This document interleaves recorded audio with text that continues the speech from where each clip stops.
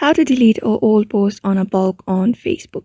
Hello everybody, welcome back to another video. In this video we're gonna look up how we can delete our old post on a bulk on Facebook just easily. So without any further delay, let's begin with the video. But before beginning, I want you to make sure to hit that like, share and subscribe icon. So first thing first, open up your browser and look up for facebook.com and make sure you're logged in. After that, I want you to go to your profile at the top right. You can see at the top right screen, just tap on your profile. After tapping on your profile, wait for it to be loaded. And here, scroll down.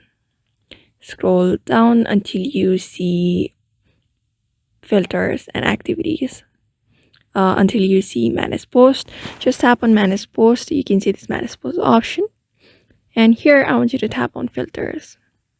After tapping on filters, you may just choose the year of the year that you want to delete the post on bulk, and you may also do change other features as well and click on done. After that, click on the number of posts that you want to delete from that particular year on bulk and just select it and tap on next. After that is done, just tap on next and tap on delete post. Since we're deleting it, just tap on delete post and tap on done.